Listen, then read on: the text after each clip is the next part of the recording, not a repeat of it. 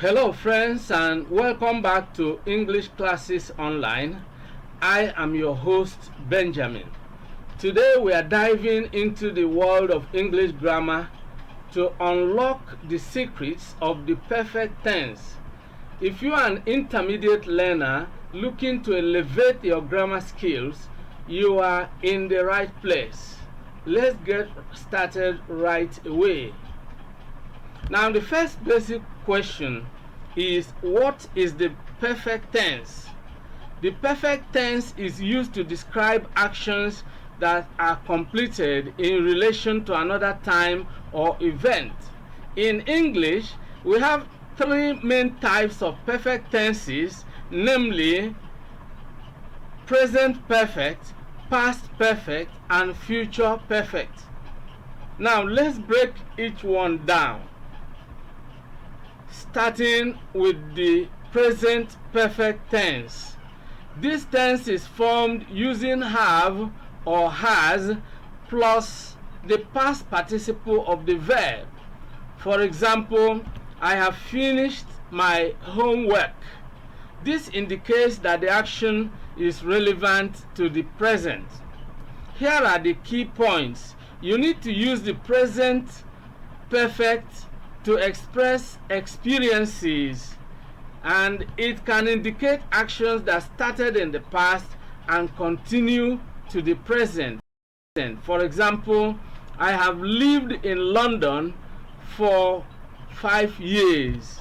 This means I started living in London as far back as 5 years ago, and I am still living there. So it started in the past and it is still relevant to the present. That's exactly what the present perfect tense does. And this brings us to the past perfect tense. This tense is formed using had plus the past participle of the verb. For example, she had already left when I arrived. This tells us that one action happened before another action in the past. So we usually call the past perfect tense a past in the past. It involves two actions in which one action happened before another in the past. Use the past perfect tense to clarify the sequence of events. Two things happened in the past, one happened before the other, and it is especially useful in storytelling. For example, by the time he called, I had eaten dinner. By the time he called, I had eaten dinner. There are two actions here. He called, I had eaten dinner. Now, one happened before the other. Eating dinner happened before his calling. You can also change the structure, yet the sequence remains the same. I had eaten dinner by the time he called. By the time he called, I had eaten dinner. And you will notice that the past perfect tense is used for the one that happened first, the action that took place before the other one. And so we move further to future perfect tense. Alright, so let's look at the future perfect tense. This tense is formed using will have plus the past participle of the verb. For example, by next year I will have graduated. By next year I will have graduated. This indicates that an action will be completed before a specific future time. Alright? So we are using the future perfect tense to project into the future and to imagine that an action will have been completed by the time we are having in view, at the particular time we have in mind. Now, here are the key points.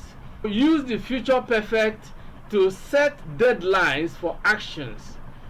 It helps in planning and predicting. For example, she will have finished the report by Friday. And maybe you are having a board meeting and you are trying to see when the board should sit, and you need this report for the board meeting, and you can begin to plan and predict, and then you say she will have finished, that is the secretary for example, will have finished the report by Friday. So it's okay if we have the board meeting on Saturday, for example, or later on Friday. So it helps you to plan and predict, and set deadlines for future actions. Now, practice makes perfect. Now that we have covered the basics, let's practice. I'll give you a sentence and I want you to convert it into the past perfect. Now look at this sentence. He finished his project. Finish in brackets, So take a moment to think about it. Now I would like you to give me the present perfect, the past perfect, and the future perfect versions of this sentence that contains this idea that the person we are talking about finished his project, whether the finishing is in the present, in the past, or in the future. So let's see how you can convert this into perfect tense and then construct meaningful sentences. Now the answer should be as follows. He has finished his project. This is present perfect. He has finished his project. That's the present perfect. He had finished his project before the deadline. That is past perfect. He had finished his project before the deadline. Past perfect. He will have finished his project by tomorrow. That is the future perfect. Now, there are some common mistakes associated with the use of these perfect tenses. So before we wrap up, let's discuss some common mistakes. Number one, using the wrong auxiliary verb. Remember to use have or has for present perfect, had for past perfect, and will have for future perfect.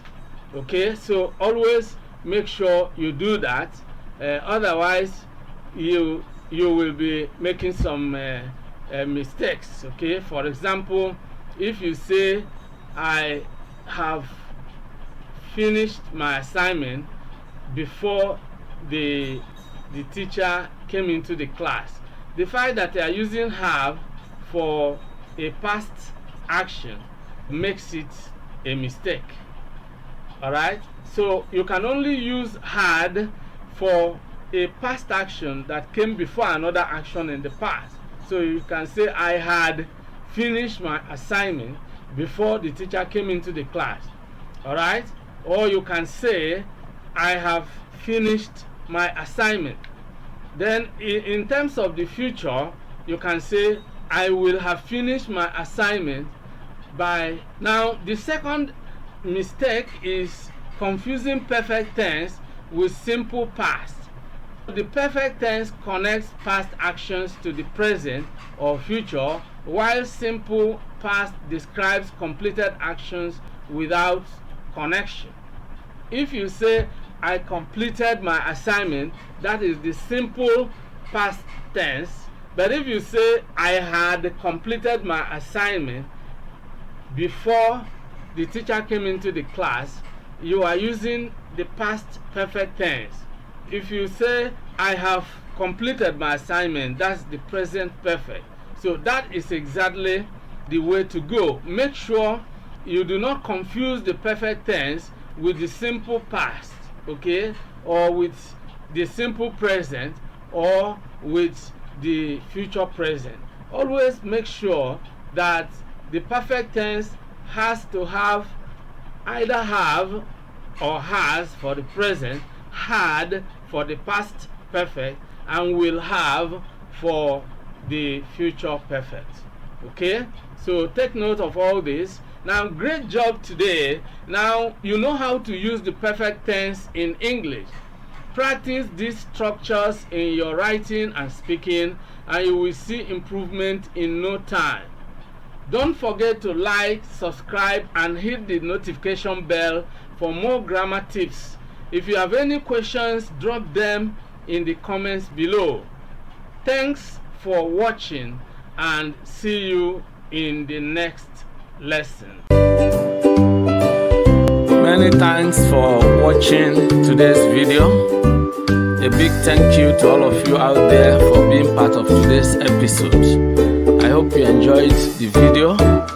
If you did, kindly subscribe to this channel. Subscribe now as a way of giving us support. For notification about new videos, click on the bell icon. You will find the bell icon. Click on it so that whenever a new video is uploaded, you will be instantly notified. If you have actually enjoyed the video, like and share the video with your friends and relatives. This is very important. If you have any comments, leave your comments below. Any questions, any suggestions, we would gladly receive them and respond promptly and positively to them. See you in the next video. I look forward to always seeing you